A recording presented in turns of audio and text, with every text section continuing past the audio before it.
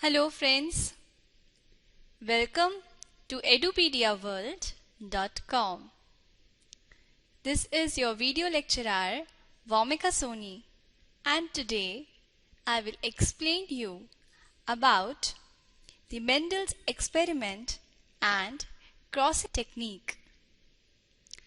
In my previous video lecture, I had already explained the terms which are utilized to understand the Mendel's work. The terms were alleles, dominant allele, recessive allele, homozygous, heterozygous, F2 generation, phenotype and genotype.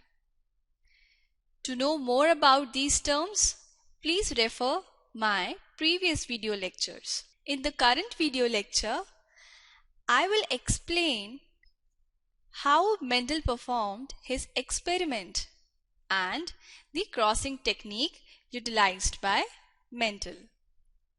Hope you will enjoy this video lecture and understand each and every concept related to the Mendel's experiment properly. So, let's begin. We all know that the garden pea flower is the bisexual flower.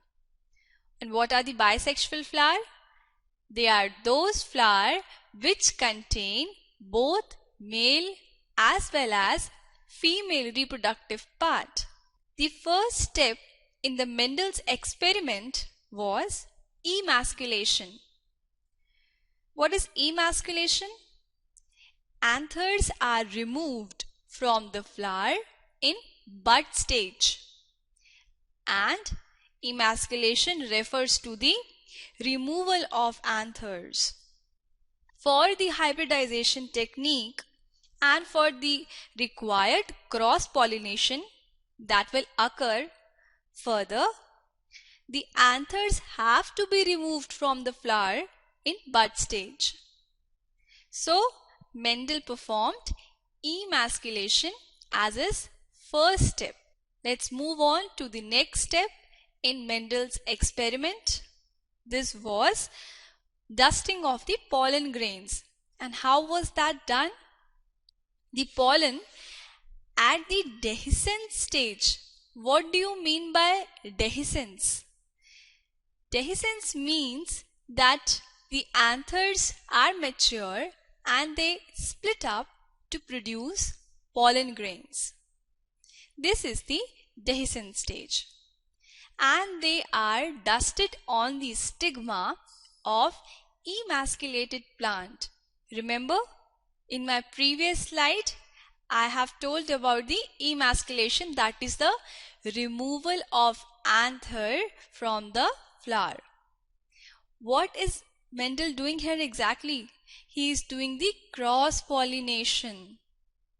This means that he has taken the flower from another plant and has taken the pollen grains of that flower of another plant and dusted on the flower on which he had earlier performed emasculation. See, this is the parent plant 1 and this is the parent plant 2. Next, cross-pollination occurred in the next step of Mendel's experiment. That was that at the time of such cross-pollination, the pollen has to be mature and stigma should be receptive. These are the two most important points that should be remembered. That the pollens has to be mature and the stigma should be receptive. Only in this case, cross-pollination will occur. Now, what did Mendel do? That for each of the 7 pairs of character, plants with one alternative trait were used as female and those with the other alternative as males. Mendel performed his experiment taking different characteristics of garden pea in consideration. First, he took the seed shape. In that case, For one plant, he took it as a female plant and the other plant as the male plant. Similarly, he did with the seed color, the flower color, the pod shape, the pot color, the flower position and the stem height.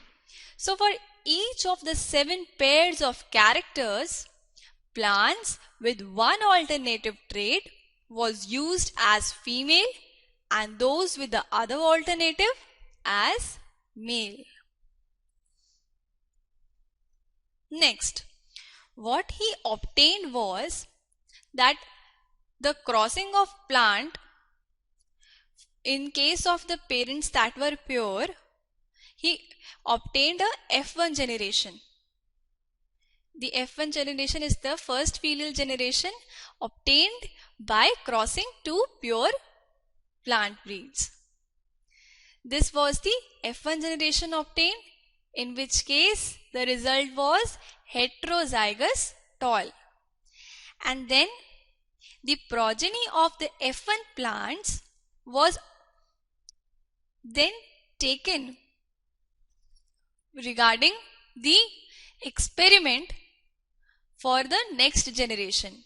That is, the organism from the F1 generation obtained were taken as parents for the F2 generation, and the next generation was obtained by performing selfing in between the organisms.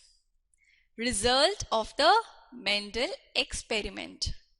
After performing his experiment, Mendel found that the F1 generation always produces the dominant character in heterozygous form. We all know that a cross between 2 pure parent plant always produces a heterozygous plant in F1 generation. Fine. And the next generation, that is the F2 generation, will have 3:1 ratio of tall to dwarf characteristics. Earlier we noticed that in case of the F1 generation, heterozygous plants were obtained, and when these heterozygous plants were taken as parents for the next cross and the selfing was done in between these organisms, the F2 generation obtained contained the plants in the ratio of 3:1 of tall to dwarf. Okay. Next is the very important topic of this video lecture. It is about the Punnett square. That how Mendel obtained such results. See carefully. This is the tall pure plant with capital T and capital T as its genetic makeup, and this is the dwarf plant with small t. Okay, what happens that the two gametes of the plant are segregated in this manner. See, capital T, small t and small t. Okay, this is from this parent and this is from this parent. Now what next happens, that a cross is done between these two parents. Okay, in case of Punnett square, the result obtained is like a gamete from this parent and this parent makes up a heterozygous tall plant. That means capital T and small t. This gives rise to a heterozygous tall plant with a dominant allele and a recessive allele which is not expressed. Recessive allele is for the dwarf character. Similarly, in all the other section of this Punnett square, the heterozygous tall plant is obtained. That is, see, this gamete and this gamete are crossed and they give rise to a heterozygous tall plant. See in this row, in the second row of Punnett square, small t and capital T are crossed and they give rise to a heterozygous tall plant. And in the last section, same thing happens, that a heterozygous tall plant is arrived. So, what we obtain in the F1 generation? In the F1 generation, we obtain the heterozygous tall plant. Okay. Now, two organisms from the F1 generation are taken into consideration. The genetic makeup is capital T, small t and capital T, small t.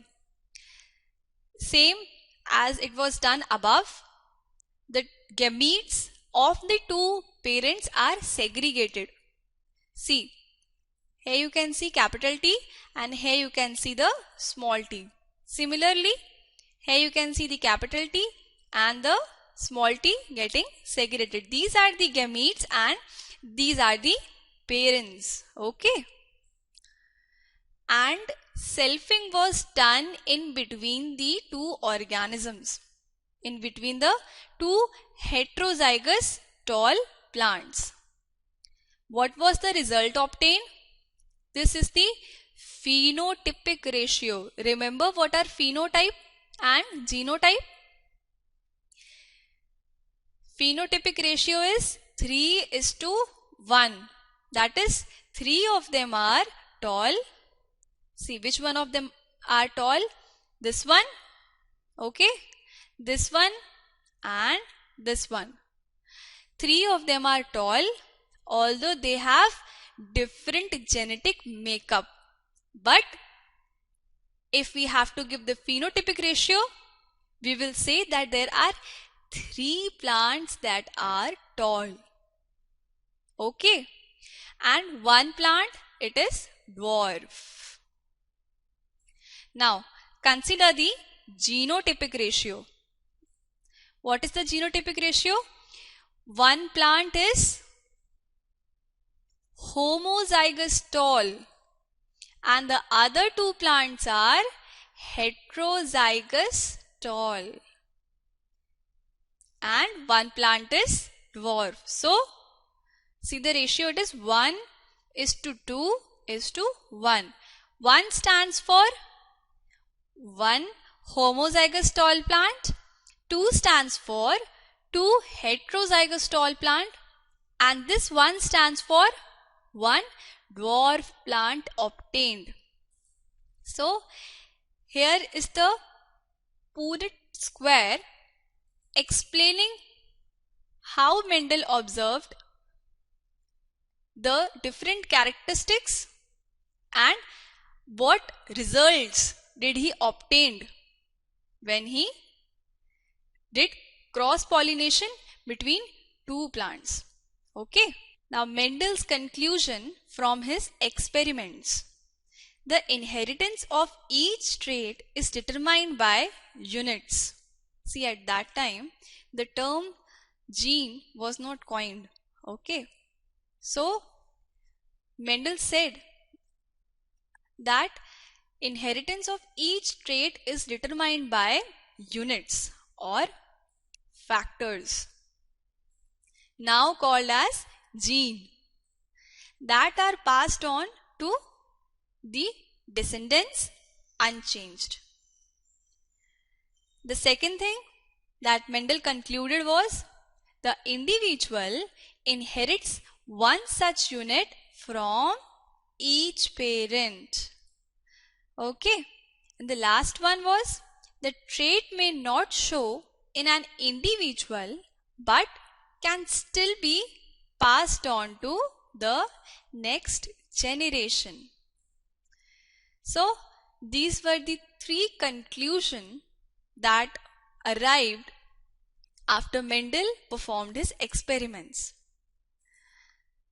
This was the Mendel's experiment that I explained today in my current video lecture. Hope you have understood each and every term properly. In my upcoming video lecture, I will explain the Mendel's law. Till then, keep watching all the videos of edupediaworld.com. Thank you for listening. Have a wonderful day ahead.